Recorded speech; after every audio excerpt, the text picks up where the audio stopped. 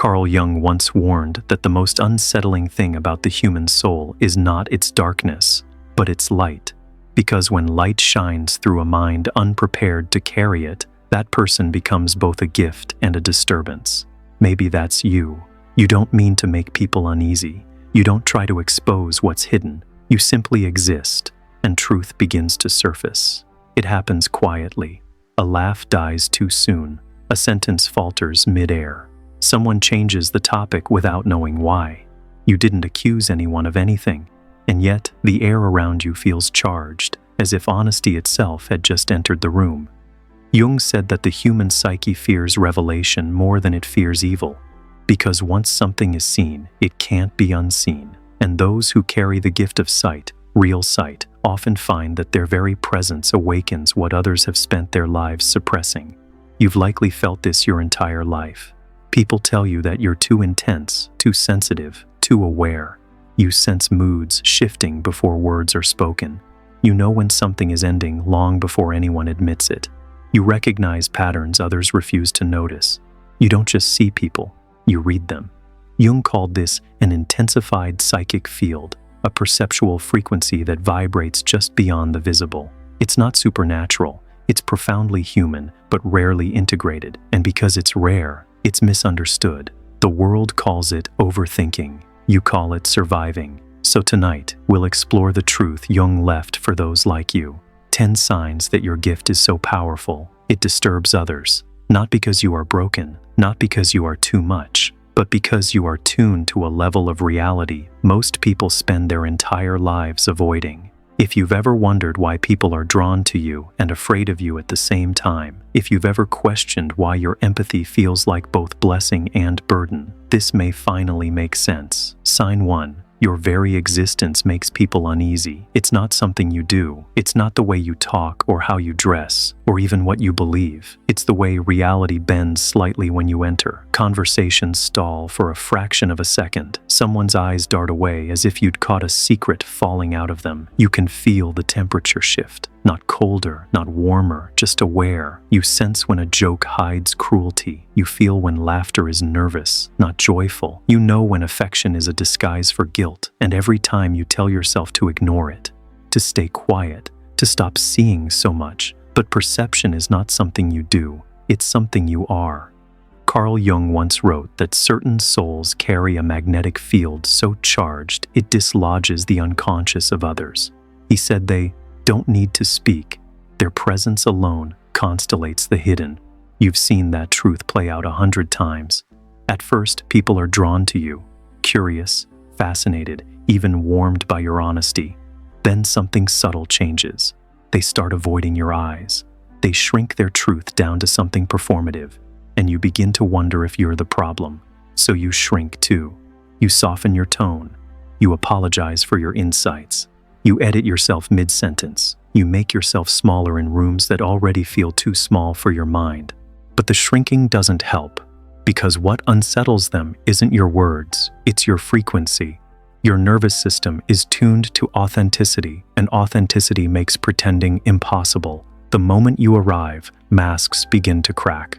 Jung called this the moral infection of truth, when one awakened psyche unconsciously calls others to awaken.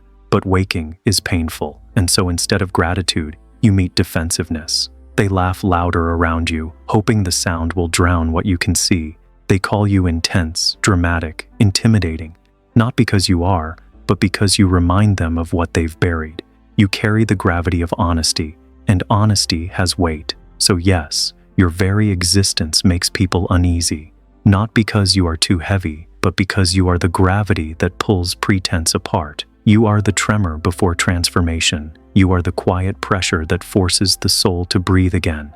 And when gravity awakens, everything false begins to move. That's where the second sign begins. Sign 2. Your presence disrupts false harmony. There's a peculiar pattern you've probably noticed. People fight after you leave a party. Long-suppressed issues surface when you join a team. Truths get confessed in your company, even if you never asked a single question. It's as if your frequency agitates what's been pretending to be peaceful. Sometimes it happens with friends who always said, "We never fight." Then you visit, and suddenly years of resentment spill across the table. Or you walk into a meeting and feel the air tighten. By the time you leave, the masks have slipped and honesty is flooding the room. You never planned it, you never wanted it, but something about your presence rearranges the truth. This isn't because you cause chaos, it's because you bring coherence, and coherence is lethal to facades. Jung wrote that the psyche resists integration. It prefers fragmentation because wholeness is painful. When someone carrying a strong gift of perception walks into the room, that wholeness begins to emerge, involuntarily. It's the same reaction that happens when light hits a long closed eye. First, blindness, then vision. But in between, there is pain. So others project that pain onto you. They might call you too deep, too heavy, overthinking everything. In truth, you are simply resonating at a level that dislodges denial. False harmony cannot survive near authenticity, and your energy is the signal that forces suppressed emotions to surface. You don't destroy peace. You reveal where peace never truly existed. It can be exhausting, because part of you longs to live quietly, to walk through rooms without stirring their ghosts. But you were born with a frequency that calls hidden things to light. You were born to unclench what pretends to be calm, and that gift, though heavy, is sacred. This is why your relationships often oscillate between closeness and distance, admiration and avoidance. You awaken people, and awakening rarely feels comfortable. But there's a deeper layer still, not just disruption, but reflection. When coherence arrives, mirrors appear. Sign 3. You mirror the unconscious. You've probably been told you intimidate people, and maybe that confused you because you're not loud, not aggressive, not threatening. You may even be quiet, gentle, compassionate. But here's the truth Jung uncovered. People aren't intimidated by you. They're intimidated by their own reflection in you. You carry what Jung called a mirror function of the psyche. Your presence reflects not just what is visible, but what has been suppressed. When someone looks at you, they unconsciously encounter their shadow, the part of them they've exiled. And shadows do not enjoy recognition. You've seen it in their eyes. The split-second flicker of defensiveness, the awkward joke that breaks the tension, the smile that's a little too tight. They feel naked, not because you undressed them, but because your silence did. This is why some people will instantly like you, even worship you. They see in you the light they've disowned in themselves, and others will despise you for no apparent reason, because you remind them of what they cannot bear to face. It's never about you personally, it's about what your consciousness activates in theirs. Jung said, "The meeting of two personalities is like the contact of two chemical substances. If there is any reaction, both are transformed." You are a catalyst, but catalysts are rarely loved by the elements they transform. They are necessary, yet they are blamed for the combustion. And this is the secret weight of your gift. It doesn't just see, it transforms by reflection. You don't have to speak truth for people to feel it. You don't have to name the wound for it to start bleeding clean. Your existence alone becomes a silent therapy, and sometimes an unwanted one. So you may have lived years wondering why being yourself feels like walking through a minefield, why people confess secrets they never meant to tell, why you carry the exhaustion of others without understanding why. It's because your very existence accelerates transformation, and transformation always feels like disturbance before it feels like healing. That's the paradox of your gift. You were born to reflect what others hide, to remind them of their own lost wholeness. And though it costs you peace, it grants them awakening. You are not intimidating, you are initiating. Once you learn that your gift disturbs others, another truth begins to reveal itself. It's not only about how people react to you, it's about what you start to see in them, because the more awake you become, the harder it is to pretend you don't notice. These next signs are quieter, heavier. They show what it really means to carry vision in a world that prefers blindness. Sign 4. You can't unsee manipulation. There comes a point when you stop giving people the benefit of the doubt, not out of bitterness, but out of clarity. You see the tone that shifts when someone wants control. You notice how kindness turns strategic, how compliments become currency. What others call charm, you recognize as calculation. You wish you could unsee it. You wish you could believe their words instead of reading the energy underneath. But you can't, because your intuition isn't a choice anymore. It's a reflex. Jung wrote that what we deny controls us. You feel that truth in every conversation. People play roles, barter emotions, disguise need as virtue, and you see it all in real time. At first it makes you angry, then it just makes you tired, because you realize manipulation isn't always malicious. It's survival.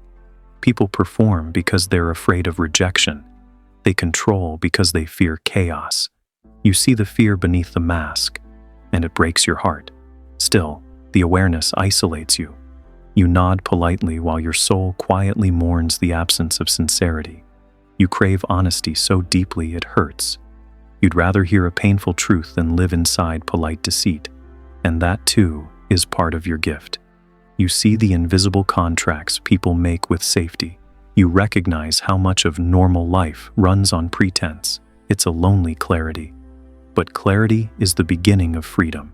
And freedom, Jung said, always feels like exile at first. Sign 5. You crave depth but attract brokenness. Your gift makes you magnetic. People feel seen by you in ways they didn't know were possible. They open up fast, too fast. They tell you their childhood stories, their heartbreaks, their half-healed wounds. And for a moment, it feels beautiful. Connection, intimacy, soul. But then it shifts. You start to notice that many who come to you aren't looking for partnership. They're looking for healing. They mistake your empathy for a place to rest. And suddenly, you're no longer a person. You're a sanctuary. Jung once said, "The wounded healer is destined to meet the wounds of others." That's you. Your energy whispers safety, so broken people come running. They don't mean harm, they simply sense medicine in you. But medicine costs the healer first. You crave depth, but you often meet dependency. You long for mutuality, but you attract need. And every time you think, maybe this one will meet me where I am, you find yourself again holding someone who can't yet stand on their own. You start mistaking intensity for intimacy. You think, if I just love them enough, they'll rise. But love cannot raise what refuses to grow. This is the paradox of your gift. You are designed to feel others deeply, but unless you guard your energy, you'll confuse compassion with connection. So you learn the sacred discipline of boundaries, not to close your heart, but to keep it alive, because your light was never meant to be triage for the unwilling. It was meant to be recognition for the ready. Sign 6. You sense potential that others abandon. You see what people could become, not the version they perform, but the one hidden beneath resignation. You look at someone and see the artist they buried, the courage they forgot, the dreams they left behind. It's a blessing and a torment. Jung said that the greatest tragedy is unrealized potential. You feel that tragedy everywhere. You sense brilliance rotting under fear, beauty dimmed by convenience, souls shrinking to fit expectations. You try to encourage them, to remind them of their light. Sometimes it works, but often it doesn't. Because seeing potential in someone doesn't guarantee they'll claim it. They nod, they thank you, then they return to the smallness that feels safe. And you're left aching. You wonder if you're arrogant for believing in people more than they believe in themselves. But you can't stop. Your gift doesn't let you. You see destiny glowing faintly inside mediocrity, and it hurts to watch people turn away from it. Sometimes you fall in love with possibility instead of reality. You tell yourself they'll change, they'll evolve, they'll rise. But not everyone wants to rise. And every time they walk away from their own light, a piece of you breaks. This is the quiet sorrow of the visionary, to witness brilliance die of neglect. Yet Jung reminded us that the task of consciousness is not to save others. It's to stay awake in their presence, to see potential without chaining yourself to its outcome, to bless what's ready and release what isn't. Sign 7. You outgrow connections faster than you want to. No one warns you that growth can feel like grief. You start to expand, to heal, to see differently. and suddenly the conversations that once felt alive now echo hollow. The jokes don't land, the energy drains you. You look around and realize you've outgrown what once felt like home.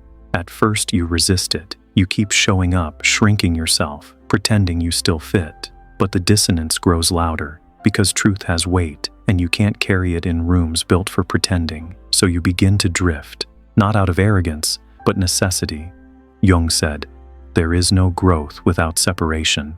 Individuation demands departure, and it hurts because you love them, the friends, the family, the lovers who meant everything. But some connections are chapters, not destinies.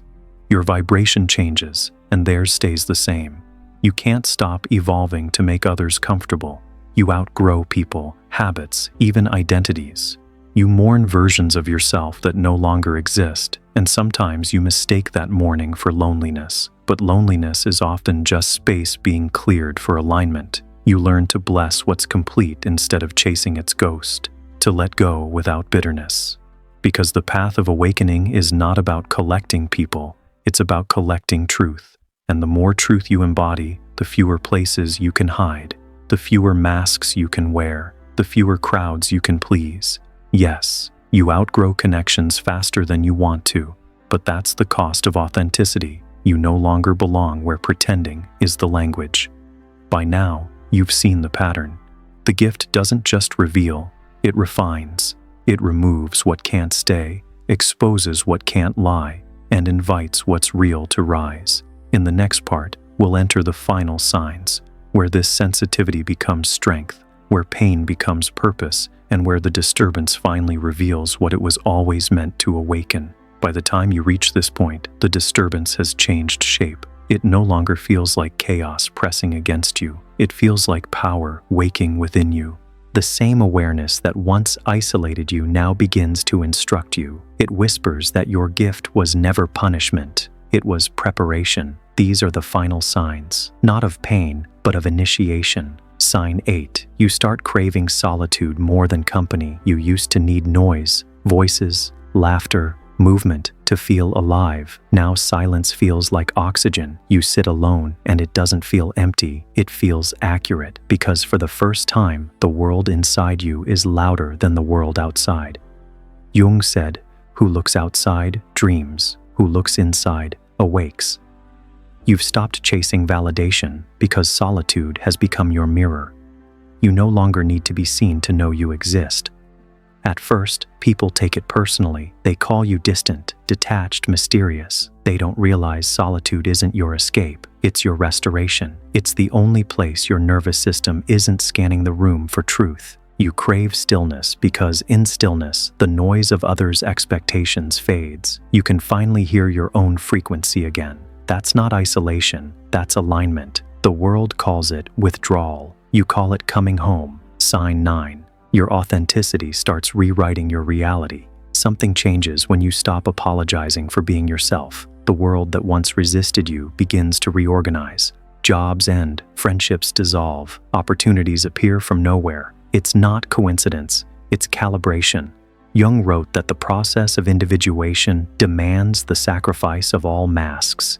Each time you drop one, reality responds. Because the universe can only meet the version of you that's true. You begin to notice, when you speak from your core, doors open. When you betray yourself to fit in, everything stalls. Life stops rewarding performance and starts mirroring authenticity. It's unnerving, because you realize how powerful honesty really is. You watch circumstances bend the moment you choose integrity over comfort, and you start to understand why your gift once disturbed others.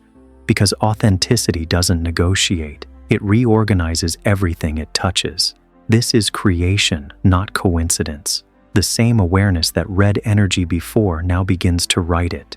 You are no longer just perceiving the field, you're shaping it. That's the secret Jung hinted at.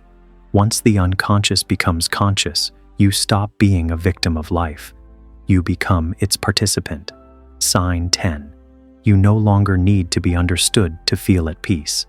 This is the quietest sign, and the most powerful. You stop explaining yourself.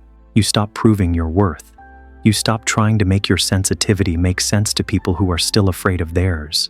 Something inside you relaxes. You realize you were never meant to convince anyone of your gift. You were meant to embody it. Jung said, "The privilege of a lifetime is to become who you truly are."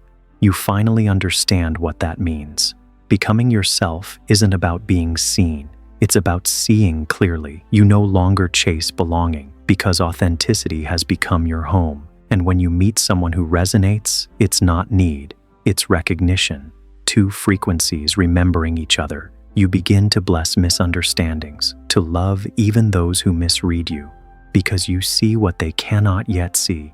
Everyone awakens in their own season, and your season is now. That's when peace arrives. Not the fragile peace of avoidance, but the deep peace of alignment. The kind that doesn't depend on who stays or who goes.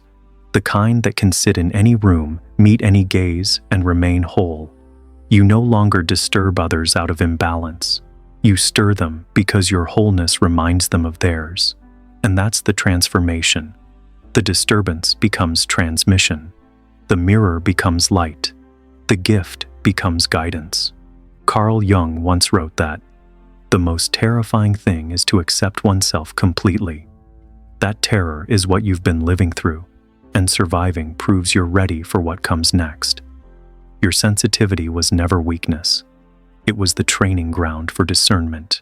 Your isolation was never punishment. It was the chrysalis before flight. Your disturbance was never a curse. It was the sound of illusion breaking. You are not too much. You are precise. You are not fragile. You are finely tuned. You are not broken. You are being refined into clarity itself. So stop apologizing for your depth. Stop diluting your perception to fit shallower rooms. The world needs your kind of seeing now.